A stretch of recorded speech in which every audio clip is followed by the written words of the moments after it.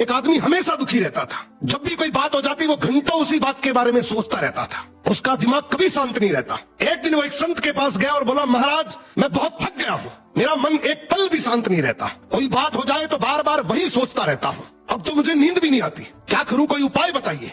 संत मुस्कुराए और बोले, कल सुबह नदी के किनारे आ जाना, इस चीज का तुम्हें पक्का इलाज बता दूंगा। अगले दिन वो आदमी नदी किनारे पहुंचा। संत ने उसे कटोरा दिया और कहा, इस कटोरे को पूरा भरकर नदी के उस पार तक ले जाओ, लेकिन एक बात याद रखना, पानी की एक बूंद भी नहीं गिरनी चाहिए। आदमी बहुत सावधानी से चलने लगा। रास्ते में किसी ने उसे टोका, किसी ने हंसकर कहा, ये क्या कर रहे हो, पर वो नहीं रुका, ना पलटा। उसका पूरा ध्यान बस उस कटोरे पर था। जब वो नदी पार कर चुका था तो संत ने पूछा, रास्ते में किस किस को देखा? आदमी बोला, मैंने तो किसी को नहीं देखा, मैं तो बस कटोरे पर ध्यान दे रहा था।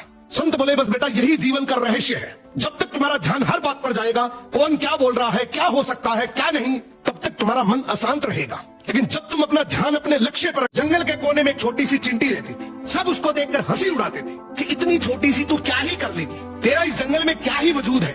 सब जंगल के जानवर रोज उसकी मजाक उड़ाते थे, लेकिन इस चिंटी को इन सबकी बातों का कोई असर नहीं होता था। वो अपनी धुन में मस्त रहती थी। एक दिन इसी जंगल में भयंकर आग लग गई। सभी जानवर अपनी जान बचाने के लिए इधर उधर भागने लगे। जहाँ सब भाग रहे थे वहाँ ये छोटी सी चिंटी अपने मुंह में पानी भरकर आग बुझाने की कोशिश कर रही थी। ये देख भागता हुआ बंदर बोला, ये तू क्या कर रही है? अरे भोली चिंटी, तू इतनी भयंकर आग थोड़ी बुझा सकती है। चिंटी बोली, भले मैं आग नहीं बुझा सकती, लेकिन कम से कम तुम सबकी तरह भाग तो नहीं रही, मैं अपनी जिम्मेवारी निभा रही हूँ। इस छोटी सी चिंटी की ये बात सुनकर बाकी सभी जानवरों की आंखें खुल गई। सभी जानवर एकजुट होकर चिंटी की तरह आग बुझाने में लग गए। जब सबने कोशिश करी तो जंगल की आग शांत हो गई।